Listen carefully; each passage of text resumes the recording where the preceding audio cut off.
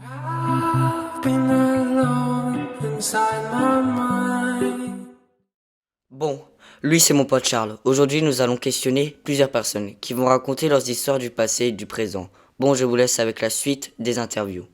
Bon visionnage.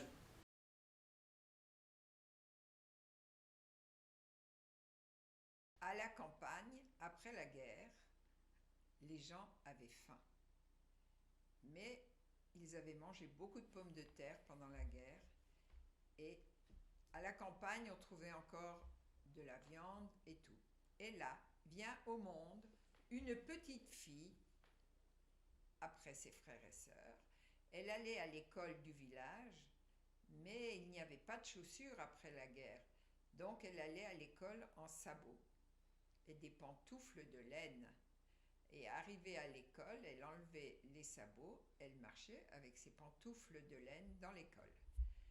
Et plus tard, elle a grandi, ses parents ont déménagé et l'école était loin de sa maison. Il fallait aller à l'école avec ses frères et sœurs. L'hiver, il faisait très froid à la campagne, comme partout, mais il n'y avait pas de chauffage. Donc il fallait porter les sacs d'école de ses frères et sœurs parce qu'ils avaient froid à leurs petites mains. Donc la grande sœur portait les sacs des frères et des sœurs.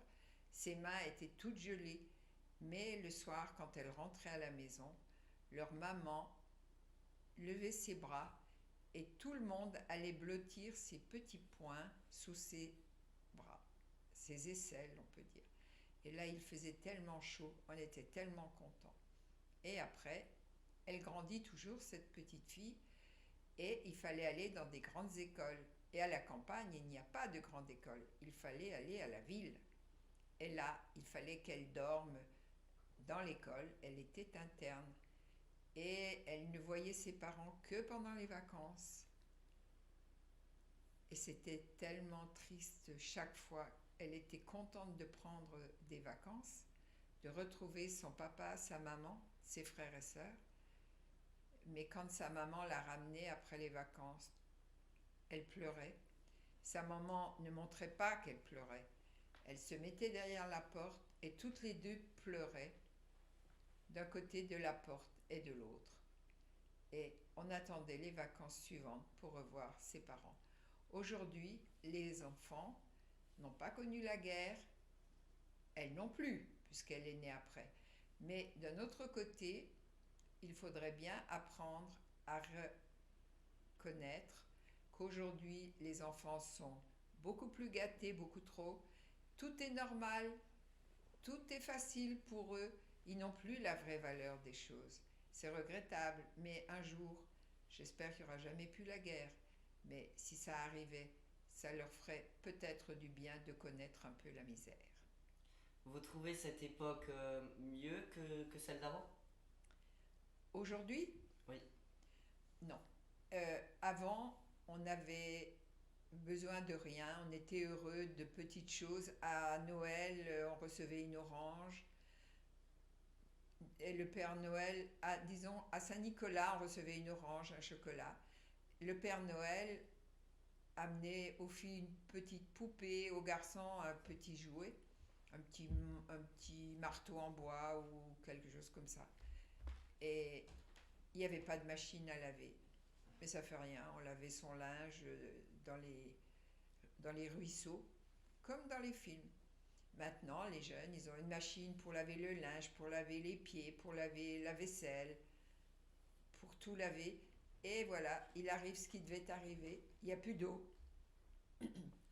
Il va falloir faire des restrictions parce que l'eau va manquer, parce qu'on chauffe trop, parce qu'on a trop de voitures et l'air est pollué, on tombe tous malades et il y a le réchauffement de la planète, il va falloir faire marche arrière, il va falloir apprendre à vivre sainement sans surchauffer cette pauvre planète. Et un jour, il n'y aura plus d'eau si on continue à la gaspiller. Vous, votre fille a vécu combien de temps à l'internat? Où À l'internat. ben, Elle a vécu de la troisième jusqu'au bac. Et après, elle est allée faire ses études dans une plus grande ville et elle est allée à l'université. Ok. Bon, c'est fini. Merci beaucoup. Je vous en prie. Maintenant, nous allons passer à une vidéo de conclusion. Oui, oui. T'es content, toi, de vivre l'an 2000? Oui. Que tu vas le vivre, tu vas avoir 50 Oui. ans en l'an 2000. Ouais, c'est ça. Hein? Comment ça va être? Ben, tout aura changé déjà. Tout aura changé? Ce sera du luxe, Et puis? ce sera des grandes maisons, des terrasses, des piscines. Et puis encore? Les maisons folles. Nous, on aura des cuirasses en fer. Et puis, les trains, ils auront des ailes, ils auront des réacteurs, ils voleront. Je pense que ça sera magnifique. Comment tu vois l'an 2000? Bah, je vois avec des souterrains, beaucoup de gratte-ciel. Beaucoup de gratte-ciel? Oui. Et je vois comment les voitures passent en dessous terre. Les voitures passent en dessous terre. Oui. Et les gens, comment sont-ils, les gens? Bah, ils seront habillés comme en ancien temps. Bah, c'est-à-dire je ne conçois pas du tout l'an 2000, étant donné que maintenant, c'est déjà pas très beau à voir, le monde. Après toutes ces guerres, les événements maintenant. Ce sera pas beau? Non, non. Pourquoi ce sera Il y pas aura beau? des maisons partout. Et le coin de verdure, tu en vois des coins de verdure quand même? Non. Pas du tout? Non. L'an 2000, c'est irréel. Parce que j'ai peur de devenir vieille. Et j'aurai 54 ans en l'an 2000. Et je n'espère pas les avoir. Mais si je les ai, j'essaierai de vivre avec mon temps. Je suppose que le progrès sera déjà bien loin de ce qu'il y a maintenant.